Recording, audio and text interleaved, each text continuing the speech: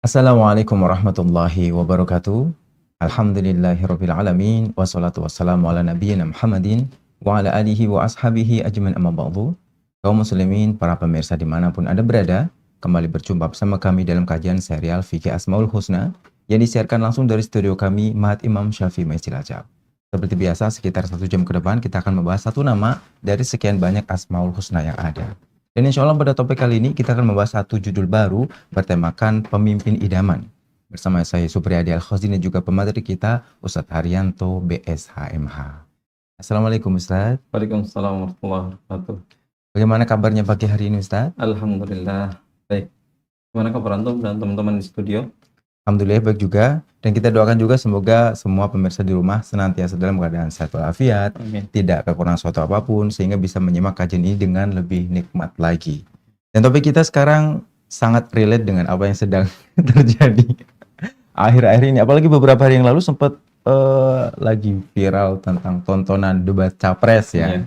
Ya, semoga materi ini bisa sedikit banyak memberikan sumbangsih kepada masyarakat di luar sana bahwa memilih pemimpin yang pas itu harusnya bagaimana dan pemimpin idaman itu seperti apa gitu ya. Nah, kalau bicara soal pemimpin idaman yang kita bahas sekarang ini dan dihubungkan dengan Asmaul Husna juga pastinya, kira-kira nama apa yang paling relate dengan topik kita? Alhamdulillah, salatu wassalamu ala rasulillah. Sebelum tadi saya menjawab pertanyaan dari Ustaz Supri, mungkin perlu kita tegaskan di awal ya, meskipun tema kita secara judul itu adalah pembahasan berkaitan dengan momentum yang sedang panas-panasnya akhir-akhir ini. Tapi kita posisi di sini netral ya, tidak mendukung baik nomor 1, 2, 3, 4, 5, 6 dan seterusnya. Jadi di sini yang berkaitan dengan kepemimpinan, ini ada salah satu nama Allah yaitu As-Sayyid. Yang mana nama As-Sayyid itu memiliki makna banyak, bisa diartikan seorang pemimpin, seorang panutan, ataupun seorang penguasa, seorang pemilik, orang yang menanggung beban masyarakat ataupun kaumnya, dan yang semisal dengan itu. Atau kadang juga bisa diartikan seorang tuan atau majikan, itu juga dikatakan sebagai Sayyid. Jadi kalau secara bahasa, kata Sayyid ini tidak hanya sekedar untuk Allah saja, tetapi bisa disematkan atau bisa kita gunakan untuk selain Allah Subhanahu wa Ta'ala. Tetapi kalau yang dilihat dari kata As-Sayyid secara mutlak, maksudnya penguasa seluruh alam semesta, pemilik seluruh alam semesta, yaitu yang dimaksud adalah Allah Subhanahu wa Ta'ala. Jadi kata As-Sayyid ini, kalau yang dimaksudkan adalah pengertian secara mutlak, maksudnya adalah Sayyid yang memiliki kekuasaan yang mutlak, kepemimpinan yang mutlak, itu dikembalikan kepada Allah Subhanahu wa Ta'ala.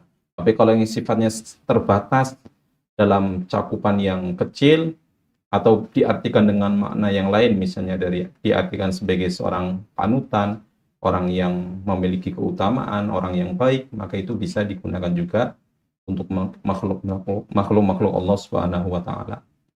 Oke, ini rada unik ya nama ini. Kalau di yang sebelum-sebelumnya kan nama itu hanyalah Allah aja yang berkuasa atas nama ini. Tapi nama ini sepertinya di banyak momen atau di beberapa kesempatan nanti bakal kita singgung ketika diarahkan ke penyebutan manusia dan sifat-sifat yang ada pada manusia seperti itu. Tapi sebelum kita lanjut ke pembahasan yang sedalam itu, kalau kata Sayyid, kalau sepanjang saya pribadi baca Al-Quran gitu ya, belum terlalu terdengar bahwa penyebutan Sayyid sebagai nama kalau di dalam Al-Quran. Kayaknya ya, mohon diluruskan kalau keliru. Apakah memang nama ini memang penyebutan secara kata di dalam Al-Quran tidak terlalu familiar atau bagaimana sebagai referensinya? Sebenarnya pengucapan kata Sayyid itu nanti juga disebutkan dalam Al-Quran. Kami kita sebutkan contohnya. Tapi penyebutan Sayyid yang dimaksud kata Sayyid yang ditujukan itu untuk Allah Subhanahu wa Ta'ala, itu adanya di hadis. Kata Sayyid ya. Tapi kalau dalam pengertian yang luas, maksudnya karena yang memiliki arti pemilik, penguasa itu kan tidak hanya Sayyid, mungkin ada yang artinya Rob ataupun Malik dan sebagainya. Tapi kalau kata Sayyid yang dalil dari Al-Quran yang menunjukkan bahwasanya Allah itu memiliki kata Sayyid itu tidak disebutkan. Tapi yang disebutkan itu dalam hadis. Oke, jadi memang lebih banyak pendalilan tentang nama ini dalam riwayat-riwayat hadis ya. Iya. Mungkin bisa sekaligus dikasih sampel hadis Eh. apa yang banyak berbicara soal ini sih, Ustaz? Contohnya suatu ketika ada salah seorang sahabat yaitu Abdullah bin Syekhir radhiyallahu ta'ala anhu, dia datang bersama beberapa utusan dari Bani Amir, dan ini hadis diriwayatkan oleh Imam Bukhari dalam kitab Al-Adabul Mufrad. Abdullah bin Syekhir radhiyallahu ta'ala anhu dengan beberapa orang dari kabilah Bani Amir menemui Rasulullah sallallahu alaihi wasallam. Kemudian mereka mengatakan, "Ya Rasulullah, anta sayyiduna." Ya Rasulullah, engkau adalah sayyid kami. Kemudian setelah mendengar ucapan itu, Rasulullah mengatakan, "As-sayyidu Allah tabaraka ta'ala." Yang berhak mendapat gelar As-Sayyid ini adalah Allah, dan Allah adalah pemilik nama As-Sayyid. Kemudian para sahabat itu melanjutkan lagi dengan mengatakan, wa afdhaluna fadlan wa a'dhamuna tulan. Engkau adalah orang yang paling utama, engkau adalah orang yang paling mulia di antara kami. Maka mendengar itu, karena maksud para sahabat ini kan bukan ingin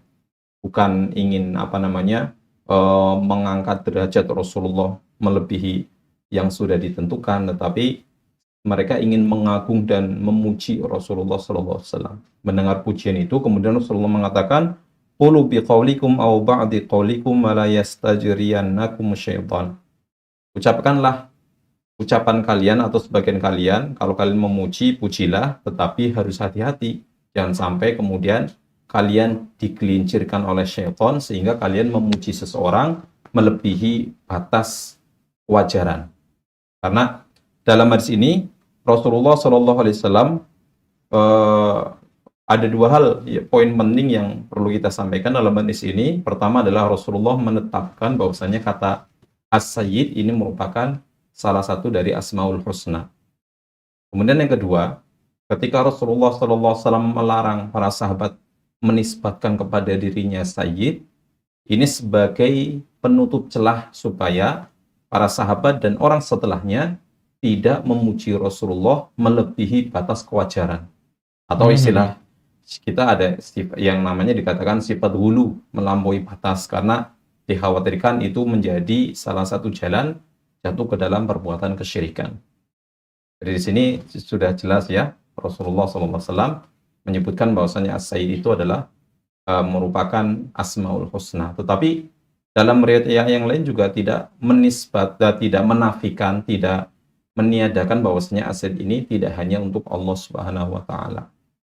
Oke, ini yang perlu agak kita benar-benar klarifikasi adalah ketika penggunaan kata Sayyid. Kadang kan kita bingung nih, Sayyid ini lari ke Asmaul Husna dan lari ke manusia. Bahkan kita mengenal ada istilah Sayyidina Muhammad seperti itu. Dan tadi sempat disebutkan kata Sayyid bisa berarti makna yang lebih untuk manusiawi lagi, kayak pemimpin dan sejenisnya. Tapi memang apakah ada dalam penyebutan-penyebutan riwayat yang memang secara tegas menyebutkan Sayyid ini pada momen tertentu bisa disematkan ke manusia, Ustaz? Iya, bahkan Allah Subhanahu wa taala sendiri menyebutkan itu dalam Al-Qur'an. Misalnya dalam surat Ali Imran ayat 39, ketika Allah Subhanahu wa taala mengabarkan kepada Nabi Zakaria melalui malaikat Jibril bahwasanya Nabi Zakaria ini akan diberi seorang anak, yang anak tersebut adalah seorang nabi yang namanya Nabi Yahya alaihissalam. Dan Allah Subhanahu wa taala menyebutkan bahwasanya Nabi Yahya ini memiliki sifat-sifat. Di antara sifat tersebut adalah wa sayyidan wa hasuran wa nabiyyam minas solihin. Yang pertama adalah dia adalah seorang sayyid. Maksudnya Yahya ini dia akan menjadi sayyid. Tapi makna sayyid ini tidak dimaknai penguasa alam semesta, enggak, tetapi dimaknanya adalah bahwasanya Nabi Yahya dia akan menjadi seorang pemimpin khususnya dalam hal agama, yang mana dia akan menjadi seorang panutan, wa hasuran, dan dia juga akan terjaga dari perbuatan zina, wa nabiyan, dia juga seorang nabi, minas solihin, dan dia adalah termasuk orang-orang yang soleh. Jadi di ayat ini Allah Subhanahu wa taala bahkan menyebutkan sendiri bahwasanya kata Sayyid ini bisa disematkan kepada makhluk-makhluk Allah Subhanahu wa taala, termasuk di situ adalah nabi dan para nabi dan para rasul, karena yang namanya nabi rasul kan secara umum ya mereka pemimpin, baik pemimpin dua hal, maksudnya dunia akhirat seperti Nabi Sulaiman, Nabi Daud alaihi wassalam, atau pemimpin yang sifatnya akhirat saja. Dan ini keumuman para nabi dan para rasul. Bahkan kemudian Nabi SAW juga pernah melakukannya, menyematkan kata sayyid kepada manusia, kepada sahabat. Misalnya ketika Nabi SAW mengatakan kepada orang-orang Ansor dengan mengatakan kepada untuk sahabat Sa'ad bin Mu'adz radhiyallahu ta'ala anhu, beliau mengatakan qumu ila sayyidikum, bangkitlah, sambutlah kepada sayyid kalian, pemimpin kalian. Yang dimaksud sayyid di sini adalah Sa'ad bin Mu'adz. Otomatis kan ketika Rasulullah mengatakan itu, ini menunjukkan bahwasanya kata sayyid ini tidak dikhususkan hanya untuk Allah Subhanahu wa taala saja. Tapi untuk selain Allah juga boleh. Bahkan ini dalil yang lebih tegas lagi, bahwasanya bahkan Nabi SAW sendiri mengatakan bahwasanya dirinya adalah seorang sayyid. Misalnya dalam hadis riwayat Imam At-Tirmidzi, Nabi SAW pernah mengatakan, "Ana sayyidu waladi Adam yaumal qiyamati wala fakhr." Saya adalah sayyid anak cucu Adam. Maksudnya saya adalah pemimpin seluruh manusia pada hari kiamat kelak, wala fakhr. Tapi saya tidak sombong.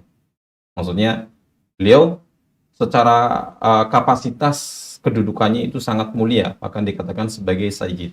Tapi itu semua adalah merupakan karunia dari Allah Subhanahu wa taala. Intinya kata sayyid ini dari dalil-dalil yang kita sebutkan tidak dikhususkan hanya kepada Allah Subhanahu wa taala, tergantung makna yang dimaksud. Itu juga nanti tadi berkaitan ketika seseorang mengatakan sayyid ini maksudnya apa? Kalau yang dimaksudkan hanya makna yang sifatnya minor ya, cakupannya sedikit, tidak luas ya, itu bisa diberikan kepada selain Allah Subhanahu wa taala. Oke, ada yang agak sulit dipahami ketika tadi sempat disebutkan bahwa Rasulullah secara tegas melarang orang-orang sekitarnya dengan panggilan Sayyid karena khawatir nanti pujiannya jadi melebih-lebihkan gitu kan. Khawatirnya jadi pujian ini melebihi dari yang takaran semestinya diberikan. Tapi di makin kesini kita sebutkan ada riwayat juga menyebutkan bahwa bahkan Nabi menyebut tentang dirinya dengan kata Sayyid gitu. Menggabungkan dua riwayat ini bagaimana Ustaz baiknya? Jadi kalau kita melihat dari hadis yang pertama yang menyebutkan adanya pelarangan, kemudian adanya ayat, kemudian hadis-hadis yang menyebutkan pembolehan, maka ada bisa kita korelasikan ya, bisa kita gabungkan bahwasanya yang pertama, hadis pertama yang menunjukkan penolakan itu sebenarnya yang dimaksud oleh Rasulullah SAW itu adalah ingin beliau menegaskan bahwasanya kata sayyid itu adalah salah satu dari nama Allah Subhanahu wa taala. Dan kalau yang dimaksudkan oleh Rasulullah as-sayyid wallahu tabaraka taala, as-sayyid itu adalah Allah, maka yang dimaksud beliau ini adalah sayyid dengan makna luas, maksudnya penguasa seluruh alam semesta. Adapun kalau sayyid yang dimakna lebih sempit ya, beliau tidak menafikan. Buktinya ada hadis-hadis yang menyebutkan beliau mengatakan hal itu, bahkan untuk dirinya sendiri. Kemudian dalam konteks ketika Rasulullah SAW melarang para sahabat menyematkan kata sayyid kepada beliau, karena beliau ingin mencegah atau menutup celah agar para sahabat itu tidak berlebihan, tidak hulu, bukan menolak sama sekali, tetapi dalam konteks itu beliau ingin mengingatkan para sahabat agar tidak berlebihan dalam memuji beliau. Karena di kesempatan ataupun hadis lain juga pernah disebutkan ketika ada salah seorang sahabat yang menemui Rasulullah dengan mengatakan, anta sayyiduna wa ibni sayyidina, engkau adalah sayyid kami dan anak sayyid kami, engkau adalah pemimpin kami dan engkau adalah anak dari pemimpin kami. Kemudian Rasulullah mengatakan, kalian tidak boleh menyanjungku melebihi itu, tapi katakanlah sesuai dengan apa yang telah Allah katakan kepadaku, ana Abdullah wa Rasul, saya adalah hamba Allah dan Rasulnya. Jadi Konteks larangan yang di hadis pertama adalah tujuannya bukan larangan secara mutlak, tetapi sebagai pencegahan agar tidak melampaui batas dalam menyanjung Rasulullah SAW.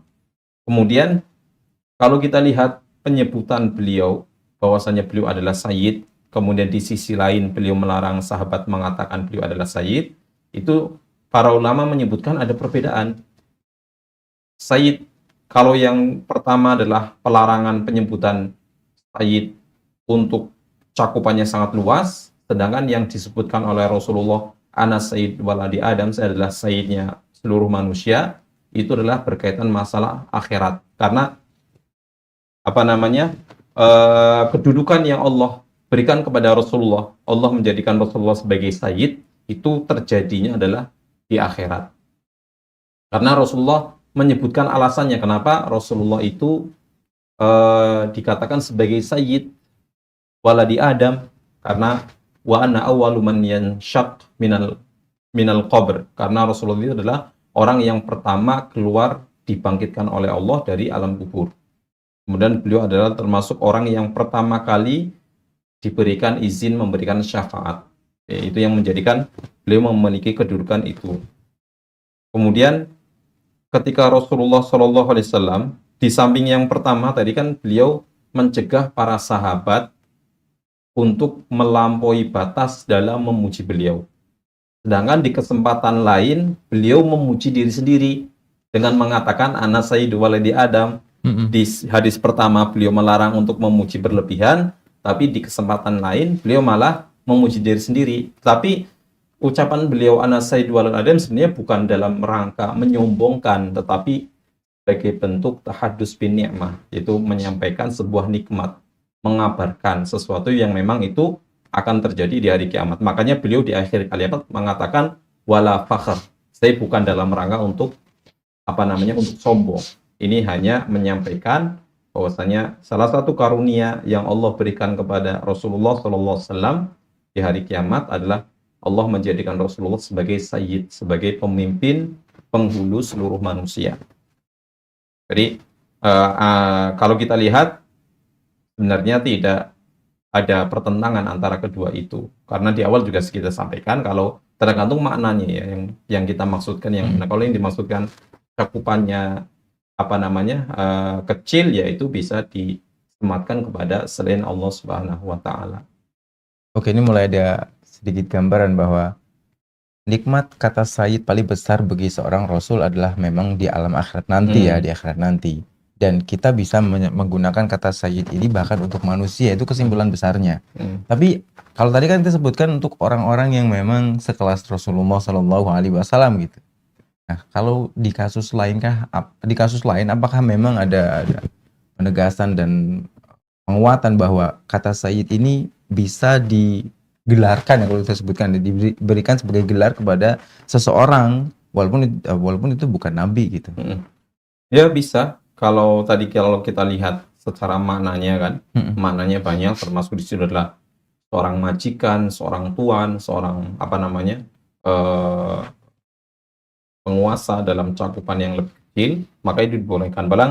Bahkan dalam hadis yang lain pun menyebutkan masalah itu. Misalnya dalam hadis dari sahabat Sa'ad bin Mu'adz radhiyallahu ta'ala anhu, hadis riwayat Imam Muslim dan hadis riwayat Imam Bukhari, Nabi SAW pernah bersabda, "Idza nasahal 'abdu sayyidahu."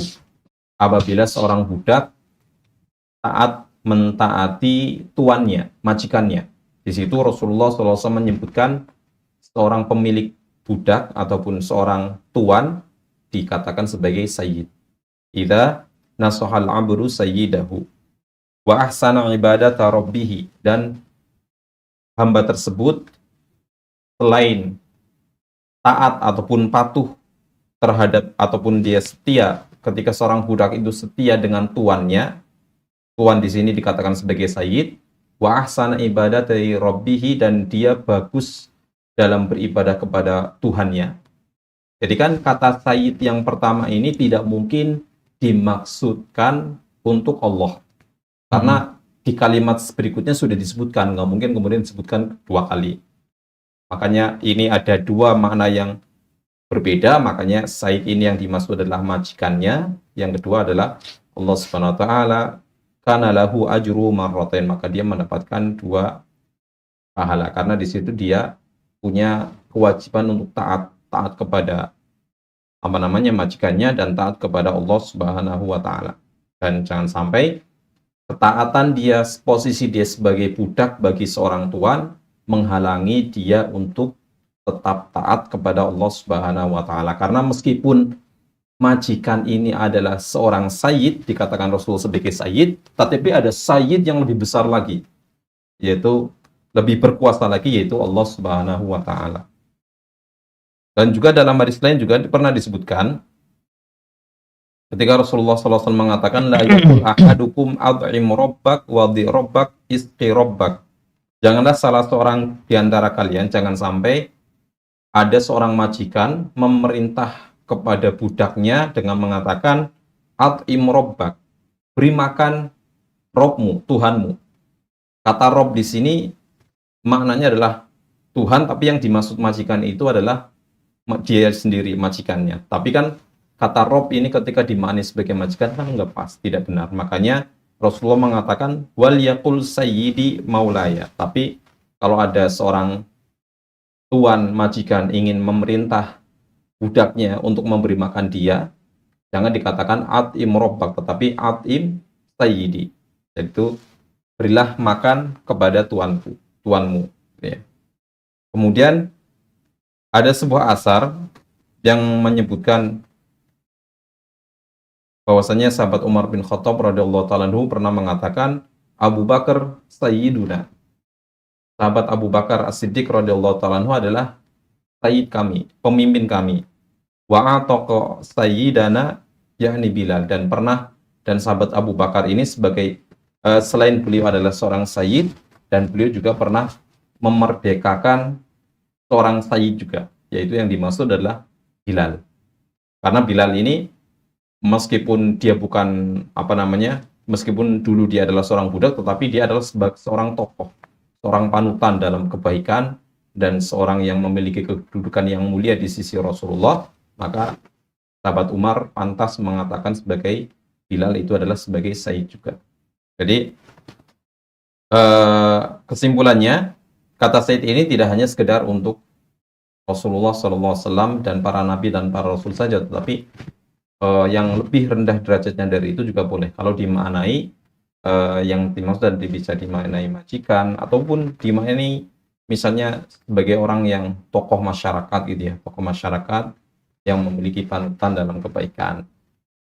Tapi nanti kita juga harus ketika kita ingin menyematkan kata sayyid kepada orang lain, ya kita harus perhatikan juga, dikhawatirkan malah menyebabkan sifat hulu melampaui batas, atau menyebabkan orang itu merasa sombong karena terlalu dipuji berlebihan gitu ya, jadi besar kepala gitu ya, jadi merasa lebih dia daripada yang lainnya. Tapi secara umum ya itu dibolehkan untuk selain para nabi dan para rasul. Kayaknya di poin ini kita memang perlu hati-hati banget ketika mau menyebutkan seseorang dengan menyematkan satu julukan dan gelar seperti ini ya. Karena tidak semua orang siap dengan gelar gitu. Yeah. Kadang julukan yang berlebih pada seseorang membuat dia jadi kayak tadi disebutkan besar kepala, lupa diri, lupa dengan kapasitas dia sebagai apa. Hanya karena dipuji dikit, wah langsung terbangnya ke 7 langit itu. Yeah. Karena memang dia tidak siap dengan gelar-gelar sejenis ini gitu. Nah, balik ke topik kita pada pertemuan kali ini, bahwa balik ke bicara soal kepemimpinan ya. Dan kita sudah cukup banyak bicara soal bagaimana kepemimpinan dan sayyid yang sudah kita sebutkan tadi. Kalau bicara soal kepemimpinan ini di dalam Islam, apalagi di era sekarang ya, bagaimana Islam menyebutkan perhatian yang lebih tentang kepemimpinan ini, Ustaz? Seorang pemimpin itu kan suatu sosok yang sangat penting dalam masyarakat ya. Karena ketika kumpulan masyarakat itu tidak ada pemimpin, maka itu kehidupan masyarakat itu akan jadi kacau. Karena masing-masing akan akan berbuat seenaknya tanpa ada aturan yang mengikat, tanpa ada seseorang yang mengontrol mereka. Jadi pemimpin ini adalah sesuatu yang sangat penting. Tetapi di samping itu, pemimpin ini adalah sebuah amanah yang sangat berat. Karena ada sebagian orang yang memandang sebuah kepemimpinan itu hanya pandangan yang pandangan yang jangka pendek, dalam artian dia melihat hanya dari sisi enaknya jadi pemimpin gitu ya. Atau Dihormati keuntungannya ya. dihormati orang, dia bisa kesempatan untuk mengendalikan orang lain, atau dengan kepemimpinannya dia bisa meraup keuntungan dunia ataupun memanfaatkan kepemimpinan untuk bisnisnya, untuk untuk kepentingan dia dan keluarganya, tapi tidak melihat dari jangka panjangnya. Karena sebuah kepemimpinan itu ada jangka panjangnya, yaitu adanya karena kepemimpinan adalah sebuah amanah, maka nanti juga ada pertanggungjawabannya. Karena kalau tidak amanah atau dia tidak mampu, yang akan muncul adalah nanti di hari kiamat sebuah penyesalan. Dan tidak semua orang itu berhak menjadi seorang pemimpin, meskipun orang tersebut bisa dikatakan soleh misalnya. Tidak setiap orang yang soleh, rajin sholat, rajin baca Quran, kemudian dia berhak pantas jadi pemimpin, enggak. Karena kita lihat dari kapasitasnya gitu ya. Sehingga dalam sebuah hadis pernah salah seorang sahabat Abu Dzar Al-Ghifari radhiyallahu ta'ala anhu, dia pernah bertanya, "Wahai Rasulullah, mengapa engkau tidak menjadikan aku sebagai seorang pemimpin? Meskipun cakupannya kecil lah, nggak usah banyak-banyak gitu ya, nggak usah nggak usah yang besar-besar, tapi yang sedikit aja gitu ya." Tapi kemudian Rasulullah SAW menasihati sahabat Abu Dzar dengan mengatakan, "Ya Abu Dzar, innaka dha'if, wa innaha amanah, wa innaha yaumal qiyamati khizyun wa nadamah." Wahai Abu Dzar, sesungguhnya aku melihatmu itu lemah. Bukan lemah kekuatannya atau bukan lemah keimanannya. Abu Dzar, dia seorang sahabat, otomatis kan dia orang yang soleh gitu ya. Tapi kan dia belum memiliki, Rasulullah memandang sahabat Abu Dzar ini tidak memiliki kapasitas kalau menjadi seorang pemimpin. Kalau menjadi untuk dirinya sendiri, keluarganya mungkin bisa, tapi untuk memimpin orang dengan jumlah banyak ini dia tidak mampu. Makanya Rasulullah tidak memberikan kepemimpinan kepada sahabat Abu Dzar. Kan beliau, Nabi SAW mengingatkan, karena amanah ini, kepemimpinan adalah sebuah amanah, dan amanah ini akan menjadi sebuah penyesalan dan kehinaan di hari kiamat. Kapan kepemimpinan itu menjadi sebuah penyesalan dan kehinaan? Ketika seseorang tidak tahu diri. Tidak tahu diri dalam artian dia melihat dirinya tidak memiliki kapasitas untuk menjadi seorang pemimpin, kok malah dia bersemangat ingin menjadi seorang pemimpin, ya. Dia tidak mau mengukur dirinya sendiri, sudah tahu nggak mampu, kok malah maju, ingin semata-mata mendapatkan kesempatan. Meskipun ada seseorang, ada kalanya ada orang itu soleh, niatnya baik, tapi kalau dia niatnya baik sedangkan tidak mempunyai kapasitas, kan percuma. Misalnya ada seseorang nih, misalnya sekarang kan masih ramai lah dalam masalah jihad di Palestina gitu ya. Mungkin banyak di antara kaum muslimin yang mereka orangnya rajin ibadah, soleh, kemudian dia ada niatan baik ingin berjihad, tapi dari segi kapasitas nggak bisa bertarung, tidak bisa menggunakan senjata, nggak bisa ngapa-ngapain, kan sama saja. Malah yang terjadi dia akan merepotkan orang lain, akan merepotkan mujahid yang sekarang berperang di Palestina, seperti itu. Jadi ada sebagian orang yang dalam hal kepemimpinan dia tidak melihat kapasitasnya, sehingga Rasulullah SAW mengingatkan bahwasanya sebuah kepemimpinan itu adalah tidak hanya dilihat dari enaknya saja, tetapi ada sebuah penyesalan yang akan dia rasakan ketika dia tidak memiliki kapasitas dalam menjadi seorang pemimpin. Ya. Gitu.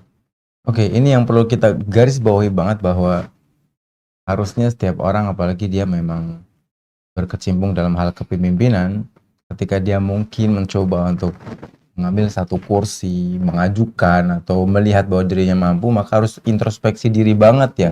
Apalagi kalau bahkan ada banyak orang yang ketika sebagian atau orang-orang di sekitarnya mencoba membujuk dia untuk menjadi pemimpin mereka, dia bahkan menolak karena kayaknya saya nggak cocok jadi pemimpin. Di satu sisi ada orang begitu, Di sisi lain ada orang yang kayaknya saya orang cocok deh. Dengan pedenya dia merasa kayaknya saya bisa deh jadi pemimpin. Makanya kesadaran orang kan beda-beda. Iya. Sadar diri orang juga beda-beda seperti itu. Makanya perlu ditegaskan juga di sini mumpung membahas soal ini. Sebenarnya dalam syariat Islam itu penyebutan tentang syarat-syarat menjadi seorang pemimpin secara umum itu penegasannya bagaimana, Ustaz? Jadi kalau kita melihat dari dalil-dalil yang ada beberapa syarat yang sifatnya umum ya, yang apa namanya harus dimiliki oleh seorang pemimpin. Selain dia harus memiliki kapasitas, ya memang tadi ya benar ya. Ada beberapa kasus ada orang yang modal terkenal saja. Dalam artian ada orang yang, mohon maaf, dia terkenal, public figure. Dia terkenal, baik terkenal di YouTube, terkenal di apa namanya Facebook, atau terkenal di media-media yang lainnya, media televisi dan sebagainya. Dia modal apa namanya terkenal saja. Istilahnya orang sudah banyak kenal, sedangkan secara kapasitas dia tidak punya kecakapan dan sebagainya, sehingga ini yang kadang membahayakan. Memang yang jadi masalah kan karena masyarakat kita memang cenderungnya hanya bisa memilih yang mereka kenal. Kalau nggak kenal kan mereka bingung juga ya. Jadi milihnya tuh yang wajahnya sering terlihat di entah televisi atau media sosial gitu. Apalagi kalau citra dia selama hidup di media sosial dikenal sebagai orang yang baik gitu. Misal dia sebutlah artis lalu mendapatkan peran tokoh yang baik-baik, agamis, seorang bijak gitu. Nah kan artis yang seringnya pakai berperan sebagai antagonis, otomatis orang memandangnya ini bahaya. Padahal berbeda antara di layar kaca dan sebenarnya. Jadi kembali lagi, jadi ada beberapa hal yang perlu dimiliki oleh seorang pemimpin, persyaratan-persyaratan secara umum. Yang pertama adalah dia tidak boleh memiliki sifat egoisme, tidak boleh mau menang sendiri, harus mengedepankan musyawarah. Karena seorang pemimpin, apalagi kalau misalnya cakupannya luas, seorang presiden, gubernur dan sebagainya, kan dia punya istilah, kalau dalam presiden ya ada kabinet. Kalau misalnya istilah politik kan ada pegawai-pegawai yang di bawahnya, maka dia tidak boleh kemudian memutuskan sebuah perkara tanpa ada musyawarah dengan yang lain, karena belum tentu dia memiliki kecakapan seluruhnya.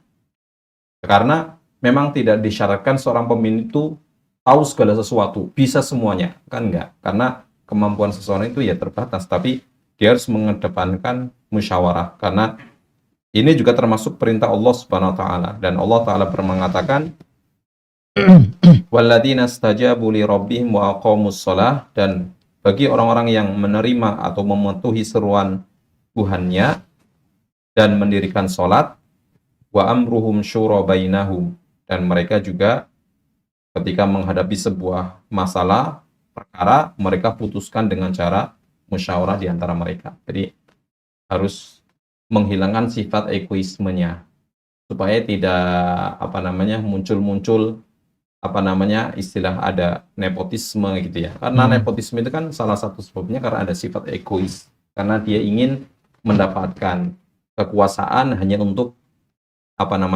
keluarganya sendiri, untuk dirinya sendiri, seperti itu. Kemudian di samping dia tidak egois, dia juga harus bersikap adil terhadap orang-orang yang dia pimpin, karena dalam sebuah ayat dari surat An-Nisa 58 Allah taala berfirman, innallaha ya'murukum an tu'addul amanati ila ahliha wa idza hakamtum bainan nasi an tahkumu bil 'adl. Sesungguhnya Allah Subhanahu wa taala memerintahkan kalian untuk menyampaikan amanah kepada pemiliknya yang berhak, dan apabila kalian memutuskan sebuah perkara untuk manusia, maka putuskanlah dengan cara yang adil. Jadi dia harus memutuskan itu dengan sikap yang objektif, tidak boleh berat sebelah. Karena ketika dia menjadi pemimpin itu, ketika seseorang itu posisinya sebagai pribadi atau sebagai kepala rumah tangga saja, berarti dia untuk keluarganya. Tetapi ketika dia menjadi seorang pemimpin, maka dia ketika statusnya sudah menjadi pemimpin, dia adalah milik seluruh rakyat. Bukan milik partai, bukan milik golongan tertentu, bukan milik suku tertentu, tapi milik semuanya. Maka dia harus lebih objektif dan harus adil kepada seluruh rakyatnya. Kayaknya ini di antara hal yang menjadi tantangan tersendiri buat di banyak lini ya, di Ya. banyak hal, tidak hanya menjurus pada pemerintahan saja. Ketika seseorang sudah memiliki jabatan dengan kepemimpinan, statement tadi bahwa ketika dia sudah menjadi pemimpin, maka fisik dia, tenaga dia, waktu dia sudah bukan hanya untuk dirinya sendiri atau keluarganya, tapi untuk orang-orang yang berada di bawah kepemimpinannya gitu. Ini yang kadang dari kita gampang lupa bahwa resiko menjadi seorang pemimpin, apalagi dia mengambil itu, mengambil kepercayaan itu, dan memang orang-orang mendorong dia untuk menjadi pemimpin, bagaimana dia tidak egois dan memang waktu dia adalah tidak untuk dirinya sendiri. Itu sih yang menjadi garis bawah banget. Iya, karena apa namanya? Karena ketika dia nanti menjadi seorang pemimpin akan banyak benturan-benturan, benturan-benturan kepentingan pribadi, kepentingan keluarganya, kepentingan partainya, kayak kalau kepentingan kelompoknya atau kepentingan rakyat gitu. Kemudian kita kembali, syarat yang lain yang harus dimiliki juga dia harus memiliki kekuatan. Maksudnya dia secara fisik ya kuat, bukan pemimpin yang sakit-sakitan, mohon maaf ya. Kalau pemimpin itu sakit-sakit kan repot ya. Apa namanya, dia mungkin bisa jadi sering dirawat di rumah sakit, tidak bisa ngurus rakyatnya. Termasuk juga dia harus memiliki kecerdasan. Ya, dia memiliki kecerdasan karena ketika dia tidak cakap, orangnya tidak cakap, khawatir nanti bisa dibohongi.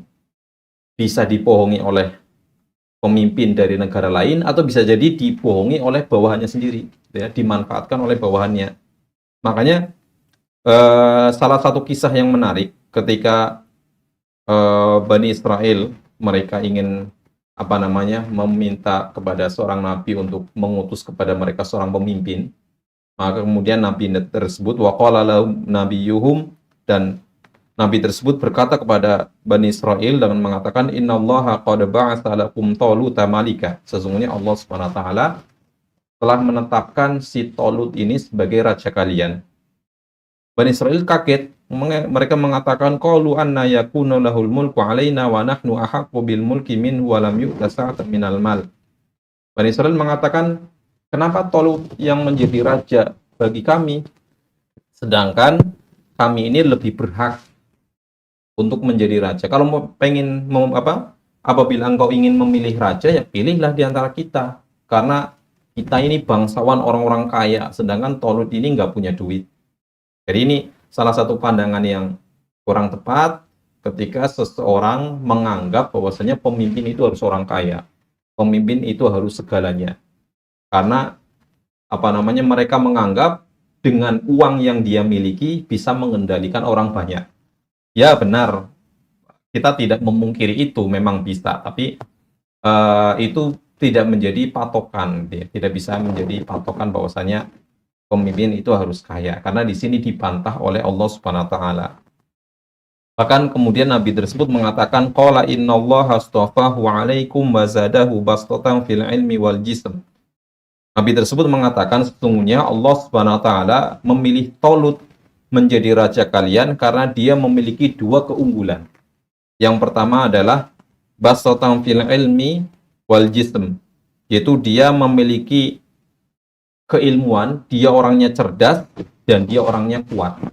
Jadi dua kriteria ini, cerdas dan kuat, maksudnya secara kuat fisik dan kuat mental gitu ya. Tidak hanya, ada kalanya kalau orang kuat badannya kekar tetapi mental kerupuk ya, istilahnya untuk bernegosiasi dengan negara lain dia akan kalah.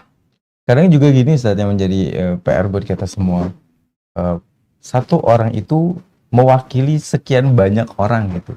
Jangan sampai hanya karena satu orang ini kemudian kemampuan bicara atau ketegasan dalam menjelaskan, kepastian dia memastikan, menjadikan orang-orang yang sebenarnya di belakang dia banyak orang pintar, banyak orang tidak terwakili oleh satu orang ini. Makanya betul bahwa pemimpin itu ya kalau bisa ketika kita dengar dia ngomong, jiwa kepemimpinannya kita rasain banget gitu. Yeah. Jangan sampai dipilih jadi pemimpin tapi bahasa kita kelemar-kelemar, ngomong kayak ini orang lagi ngapa sih gitu. Makanya penting sekali kecerdasan gitu. Jadi memang apa namanya, sebagian orang mengatakan jangan pilih pemimpin yang hanya bisa ngomong gitu ya. Maksudnya kalau yang dimaksud itu adalah pemimpin yang hanya sekedar pinter retorika tetapi tidak bisa bekerja, ya dari sisi itu benar. Tapi kalau ada pemimpin yang apalagi kalau secara pengalaman dia atau istilahnya track recordnya adalah orang yang memang bekerja dengan baik, kemudian dia memiliki kecerdasan, maka dia adalah seorang pemimpin yang baik, yang sudah memenuhi syarat.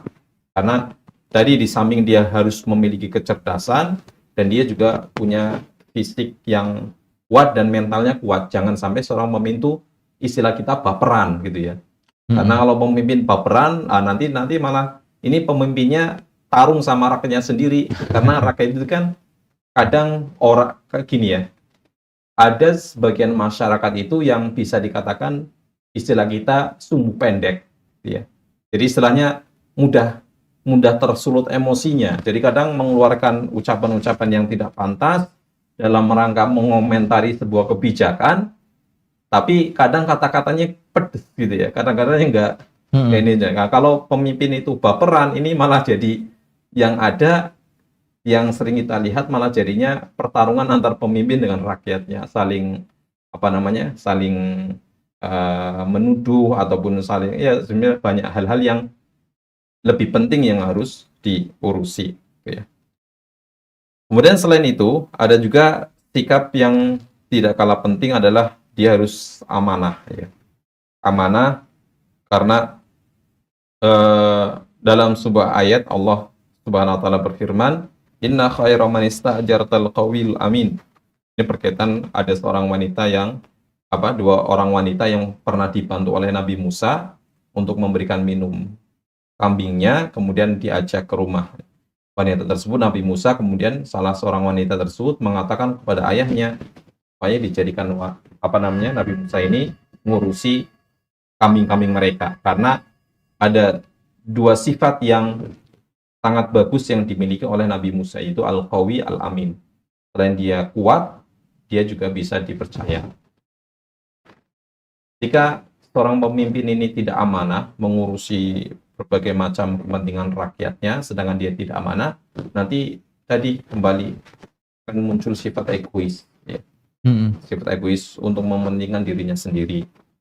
Kemudian yang terakhir yang tidak kalah penting, juga dia harus bisa menjadi panutan. Jadi panutan bagi rakyatnya. Jangan sampai seorang pemimpin ternyata memiliki kebiasaan-kebiasaan buruk. Saya tidak perlu menyebutkan secara rinci ya kebiasaan buruk. Maksudnya kalau seseorang itu sebelum jadi pemimpin dia sudah memiliki kebiasaan-kebiasaan yang tidak baik, kebiasaan yang buruk, maka ini orang seperti ini tidak pantas jadi pemimpin. Kenapa? Karena kebiasaan buruk ini akan menjadikan rakyatnya selain tidak senang, jadi tidak semangat gitu ya. Pemimpin itu kan sebagai panutan bagi orang lain. Ketika pemimpin itu ternyata memiliki kebiasaan atau melakukan sebuah tindakan yang tidak pantas, maka itu menjadikan rasa kepercayaan masyarakat itu jadi turun. Wah, ternyata pemimpin saya ini seperti ini gitu kan. Begitu pula sebenarnya kalau kita dalam masyarakat itu kan ketika melihat seorang artis misalnya, artis itu kan beda antara kehidupan di layar kaca ketika dia menjadi seorang pemain sinetron dengan kehidupan kesehariannya. Bisa jadi seorang itu kelihatan bagus tetapi sebenarnya dia tidak baik dalam kehidupan sehari-hari. Maka pemimpin jangan sampai seperti itu gitu ya. Makanya ketika Allah Subhanahu wa taala menjadikan Rasulullah sallallahu alaihi wasallam sebagai pemimpin anak manusia, Allah jadikan Rasulnya sallallahu alaihi wasallam sebagai sayyid bagi seluruh alam semesta, sebagai seluruh manusia, anak cucu Adam, karena Rasulullah adalah seorang panutan. Allah taala menegaskan, laqad kana lakum fi Rasulillahi uswatun hasanah. Sungguh pada diri Rasulullah sallallahu alaihi wasallam ada suri tauladan yang baik. Karena dalam diri beliau ada suri tauladan yang baik, makanya beliau pantas untuk menjadi sayyid, pemimpin bagi anak cucu Adam. Oke, ini yang paling kerasa adalah bagaimana seseorang bisa menempatkan dirinya kalau memang dia memiliki jiwa kepemimpinan, maka tanggung jawabnya adalah besar sekali, bahwa apa yang dia pimpin akan menjadi sebuah pertanggungjawaban besar ya. Maka dari itu dia harus bisa menjadi seseorang yang ketika orang lihat, oh ini orang yang bisa dicontoh ya. Bahkan dalam lingkup yang besar dan juga lingkup yang kecil sekalipun, maka jiwa seorang pemimpin yang bisa dicontoh menjadi poin yang sangat luar biasa ditekankan dalam kasus ini gitu. Apalagi kalau kita lari ke lingkup yang lebih kecil lagi, umpama kita bicara soal kepemimpinan dalam rumah tangga, kadang kan sosok seorang bapak kalau dia bisa menjadi orang yang dicontoh oleh taruhlah anak-anaknya atau istrinya, maka itu idealnya seorang pemimpin itu. Beda kalau sudah jadi kepala rumah tangga tapi sifatnya, akhlaknya, kelakuannya tidak bisa dicontoh itu. Bahkan kalau bisa ibunya malah bilang ke anaknya, jangan ditiru bapakmu. Mau niru siapa lagi kalau Mana? Harusnya kan seorang anak niru bapaknya. Ini sampai emaknya bilang jangan sama kayak bapakmu gitu. Artinya jiwa kepemimpinan dia udah anjlok dulu gitu. Karena ya menjadi seorang pemimpin adalah seorang panutan gitu. Mungkin perlu disinggung juga di sini apa sih sebenarnya syarat yang lebih lingkup lebih kecil lagi kalau kita lari ke sebuah lingkup keluarga. Ya. Sifat umum yang karena sama-sama pemimpin ya. Tadi sebelumnya juga bahas masalah sifat syarat-syarat pemimpin, kemudian ini juga berkaitan masalah pemimpin, hanya saja cakupannya itu adalah lebih sempit, hanya masalah keluarga ya. Jadi secara umum untuk masalah seorang pemimpin dalam kepala rumah tangga yang perlu dimiliki oleh seorang pemimpin, dia adalah orang yang harus baik agamanya. Poin utama ya. Maksud baik agamanya ini maksudnya dia punya ilmu agama dia harus miliki, jadi punya kecerdasan, punya kepintaran ya. Dan sampai seorang pemimpin keluarga kosong sama sekali dengan ilmu agama itu kan nanti repot untuk dirinya sendiri, akan merepotkan keluarganya. Kemudian dia juga selain cerdas dalam artian pinter dalam hal agama, yang secara umum ya, tidak harus jadi ustadz maksudnya, biar nanti nggak salah paham itu ya. Maksudnya seorang laki-laki yang akan menjadi kepala rumah tangga, dia harus pintar dalam hal agama, bukan berarti dia harus seorang ustadz, enggak. Yang penting dia punya kecukupan yang merupakan kewajiban seorang manusia dia, yang memang dia geluti tiap hari gitu ya. Nah, kemudian juga selain itu, dia juga harus selain punya pengetahuan yang bagus dalam hal agama, dia juga harus mengamalkan apa yang dia ketahui. Karena tadi seorang pemimpin kan tidak boleh hanya sekedar pintar retorika saja, tidak pintar kerja gitu ya. Selain dia pintar dalam hal teori, prakteknya juga dia harus mengamalkan, yang sifatnya memang itu adalah sebuah kewajiban. Karena nanti kembalinya tadi akan menjadi contoh buat anak-anaknya. Dan sampai orang tua sering ngajari anaknya suruh sholat di masjid, suruh baca Quran, tapi dia sendiri tidak melakukan kan? Tidak mencontohkan. Ya, tidak mencontohkan. Makanya pengetahuan agama dan pengamalan agama ini merupakan syarat pokok seorang pemimpin, khususnya dalam hal keluarga. Sehingga dalam sebuah hadis Nabi SAW pernah mengatakan, "Idza ja'akum man tardawna dinahu wa khuluquhu fa'ankihu." Apabila, ini nasihat untuk para wali, pada orang-orang tua, apabila telah datang kepada kalian seseorang yang kalian ridho dengan agama dan akhlaknya. Kalau ada datang seorang laki-laki ingin ingin menikah dengan walimu atau anakmu, dan kau melihat laki-laki tersebut agama dan akhlaknya bagus, secara teori dan prakteknya bagus, maka nikahkanlah. Karena itu sudah memiliki syarat pokok menjadi seorang pemimpin. Karena resikonya illan taf'alu takun fitnatun fil ardi wa fasad. Karena kalau tidak diterima atau malah ditolak dengan alasan yang tidak syar'i, maka yang akan muncul adalah fitnah dan kerusakan di bumi.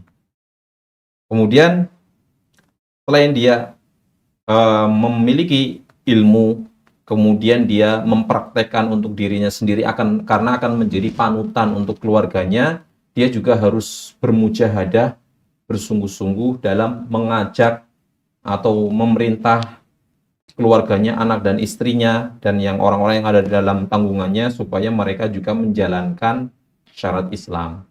Jadi jangan sampai sifatnya egois dalam artian dia sudah tahu ilmu, kemudian sudah mengamalkan, ternyata anaknya nggak disuruh sholat, istrinya nggak disuruh sholat, udahlah yang penting saya sholat, udahlah anak saya, istri saya sudah enggak. Tapi dia juga harus itu apa namanya eh, mengajarkan juga begitu pula seorang pemimpin. Seorang pemimpin dia memiliki sebuah gagasan yang bagus. Jadi kan dalam otaknya dia sudah cerdas. Kemudian dia tahu bagaimana cara melakukan gagasan ini.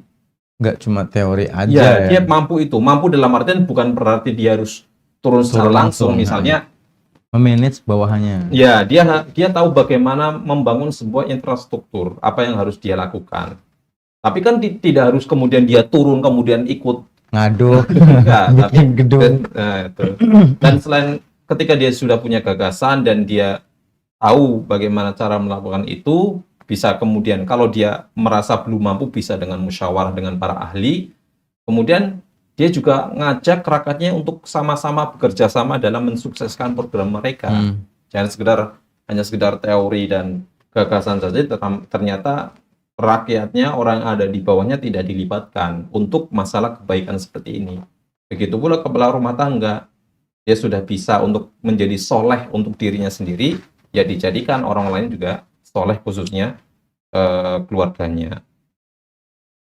Kemudian yang selain dia dalam hal agama ini ya, kita dalam hal agama teori sudah mengamalkan, kemudian mengajak, tapi yang namanya nikah itu kan tidak hanya sekedar ibadah, atau ada masalah duniawi yang harus dipikirkan. Jangan kemudian kita rajin-rajin memberikan nasihat kepada anak dan istri harus ikhlas atau ngajarin puasa terus tapi tidak pernah dikasih makan, itu kan nggak benar juga. Karena ikhlas tidak mengenyangkan perut ya. Ya. Kalau kita bicara soal fisik gitu. Jadi dia juga punya kewajiban yang lain, yaitu menafkahi keluarganya. Jadi dia harus memiliki, seorang laki-laki yang akan menjadi pemimpin rumah tangga harus memiliki kemampuan dan kemauan. Selain ada keinginan, ada niat untuk berusaha, harus juga memiliki kemampuan masing-masing lah. Tidak semua orang tidak harus bisa semuanya, tetapi ada hal yang bisa dia lakukan untuk menafkahi keluarganya. Karena memang nafkah itu adalah merupakan kewajiban seorang laki-laki. Sehingga Allah Ta'ala berfirman, Ar-rijalu qawwamuna 'alan nisa bima faddalallahu ba'dahum 'ala ba'di wa bima anfaqu min amwalihim. Kaum laki-laki itu adalah pemimpin bagi kaum wanita, oleh karena Allah telah melebihkan sebagian mereka laki-laki atas sebagian yang lain, yaitu kaum wanita. Dan karena mereka, Allah Ta'ala telah menjadikan para lelaki memiliki kewajiban untuk menafkahkan sebagian dari harta mereka untuk keluarganya. Jadi ini masalah duniawi, harus memiliki kemauan dan kemampuan untuk mencari nafkah. Kemudian dalam hal interaksi dalam keluarga, seorang pemimpin itu juga harus sabar. Tadi waktu pembahasan sebelumnya masalah seorang pemimpin juga tidak boleh memiliki kemampuan kejiwaan yang bagus, nggak baperan. Begitu pula seorang laki-laki menjadi seorang pemimpin dalam rumah tangga, dia harus sabar, jangan baperan. Apalagi yang dihadapi adalah anak kecil, kemudian ada perempuan, yang mana perempuan itu kan cara menyikapi sebuah permasalahan berbeda dengan cara lelaki menghadapi sebuah permasalahan. Kalau dia baperan, oh ini bakal berantem terus sama istrinya, nggak selesai-selesai gitu ya. Makanya harus sabar. Sehingga Rasulullah SAW bersabda, la yaprok mu'minun mu'minatan in kariha minha khuluqan radiya minha akhar. Janganlah seorang mukmin membenci seorang mukminah. Karena jika seorang mukmin, maksudnya jangan sampai seorang laki-laki itu membenci seorang wanita gara-gara satu dan dua sifat. Karena bisa jadi kita menyukai sesuatu pada wanita tersebut, ada kalanya kita membenci. Jadi istri kita juga manusia, dan pasti ada yang kita sukai dan ada yang tidak. Jangan sampai gara-gara ada satu masalah yang tidak kita sukai menjadikan kita kemudian tidak objektif, menjadikan kita melihat istri kita itu salah semuanya. Malah jadi kita kayak wanita nantinya. Karena kan yang menyebabkan Rasulullah SAW menyebutkan yang menyebabkan penghuni neraka itu mayoritas wanita itu kan karena yakfurnal ashir, itu mengingkari kebaikan suami. Karena Yang kalau banyak gitu. ya karena kalau suami itu telah berbuat baik dari awal nikah sampai punya anak berapa itu sudah bolak-balik ngasih kebaikan, tapi ketika seorang istri melihat satu keburukan laki-laki dianggapnya tidak pernah berbuat baik sama sekali. Itu kan memang sifat wanita seperti itu. Ya kita sebagai seorang laki-laki, sebagai seorang pemimpin jangan kayak gitu. Kalau kayak gitu berarti sama aja kita kayak wanita gitu ya. Jadi seperti itu. Oke, baik. Ini pembahasan yang menarik dan bicara soal kepemimpinan, apalagi kita bawa ke ranah keluarga, ada satu poin yang harus kita tanamkan bahwa menjadi seorang pemimpin kalau bisa ya diusahakan jangan baperan. Karena baik itu lingkupnya kecil ataupun lingkupnya besar, kalau kita terlalu baper, jadi masalah itu tidak akan terselesaikan dengan baik seperti itu. Baik, tanpa terasa kita sudah berada hampir di penghujung pertemuan kita. Mungkin sebelum kita tutup, bisa ditambahkan nasihat akhir Ustadz agar pertemuan kita lebih bermakna. Baik. Kaum muslimin rahimakumullah, bahwasanya pemimpin idaman itu harus memiliki sifat-sifat yang tadi kita sebutkan. Selain dia punya, kalau otaknya dia juga punya kecerdasan, punya kecakapan, punya kemampuan, dan juga secara fisik juga dia harus memiliki kekuatan fisik dan mental yang bagus. Tapi ini juga karena seorang pemimpin itu kan tidak hanya sekedar mengurusi dunianya manusia rakyat, tapi mengurusi dunia dan akhiratnya. Maka dia juga harus memiliki kecakapan secara duniawi dan ukhrawi. Dan kita juga sebagai seorang pemimpin, seorang laki-laki juga berusaha semampu kita harus memiliki kemampuan itu. Karena kan rata-rata kita ya semuanya pengen nikah ya, pengen punya keluarga, punya sebagainya. Jadi kita harus berusaha untuk itu. Jadi ketika memilih pemimpin juga kita harus melihat ketika mana yang, kalau seandainya ada pemimpin yang bisa dikatakan kalau ternyata pilihan pemimpin itu memang manusia tidak sempurna, tetapi kita melihat mana yang paling bagus, atau bisa dikatakan dalam hal lain ya mana yang kekurangannya itu paling minimal lah. Kalau seandainya jelek semua ya pilih yang jeleknya sedikit gitu. Kalau bisa yang paling bagus ya tafadhol, tapi kalau nggak bisa ya pilih yang kira-kira kejelekannya itu sedikit, karena pemimpin itu, kebaikan pemimpin akan mendatangkan kebaikan kepada masyarakat banyak. Oke. Jadi kebaikan yang ada pada seorang pemimpin akan memberikan pengaruh yang banyak pula dengan kebaikan yang ada pada rakyat yang dipimpinnya. Baik pemirsa, itulah diantara obrolan yang bisa kita sampaikan pada pertemuan kali ini. Semoga materi ini bisa memberikan inspirasi kebaikan untuk kita semua. Dan semoga kita bisa selalu dimudahkan untuk bisa berada dalam kebaikan pula. Baik dari studio kami Mat Imam Syafi'i Maiz Cilacap, kami pamit undur diri. Aku Lukali Hada wa astaghfirullah li wa lakum. Assalamualaikum warahmatullahi wabarakatuh.